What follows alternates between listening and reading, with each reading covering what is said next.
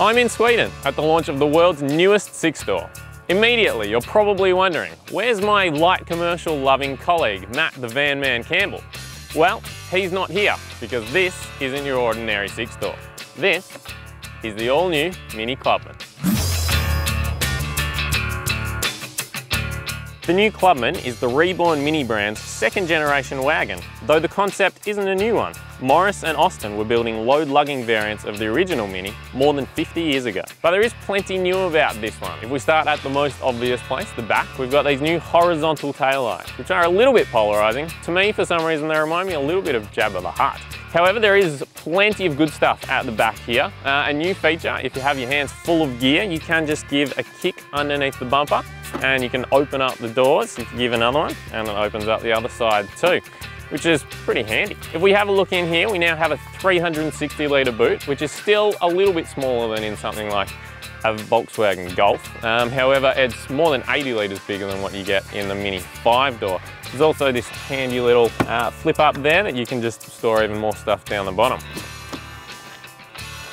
Making the Mini Clubman even more convenient now is the fact that it's got 40-20-40 folding rear seats, which means that if you've got long items, you can still extend them through and still have 4 people sitting in the back.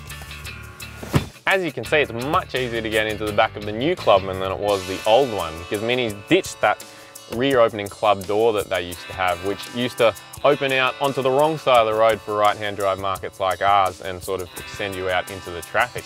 Now it's got 2 conventional front hinge doors. Doesn't quite have the same amount of personality that the last one did, but the added practicality is probably worth it. Back here, as you can see, it's pretty roomy for a Mini. I've got decent legroom sitting behind my driving position. I've got really good headroom. My silly haircut fits under here.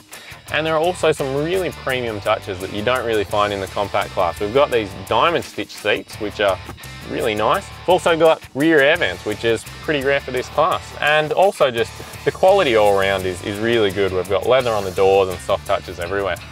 The Clubman has its own unique character up front too. There are some of the Mini trademarks. There's the big circular instrument dial in the middle, and there's these neat toggle switches up the top. However, it does have this new circular pattern to the dashboard and this new sort of layout to the cluster down the bottom here. Other firsts for the Mini brand include an electric park brake and electric seat adjustment. Just 2 more things that make it feel a little bit more premium. Now, those back at home who know me know that I'm not really the racing driver kind of guy and get a lot more excited about things like refinement. So I was very keen to jump behind the wheel when Mini said that this car has the best ride comfort of any model in its current range. Has there ever been a better reason to get behind the wheel?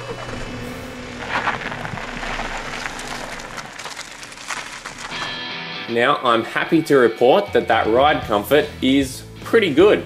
We're in the Cooper S, which is slightly firmer than the standard Cooper, and even in this, in most conditions, it's quite settled and refined. The big question that most Mini fans will be wondering though is, does that great ride comfort impact on the brand's famous go-kart handle? And the answer is yes, it does, a little bit. This car feels softer than the old one, and also feels noticeably larger than the traditional 3-door model. However, it kind of makes sense for what is supposed to be more of a tourer for the brand. In the Cooper S, something brand new for me is this 8-speed automatic transmission. It's a pretty good thing. I'm not a fan of the fact that around town the engine is a bit boomy because it hangs out in those low regions of the rev range and gets a bit annoying.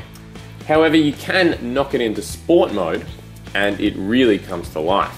You can also select a second sport mode for the overall vehicle setup, which changes the throttle, steering and suspension.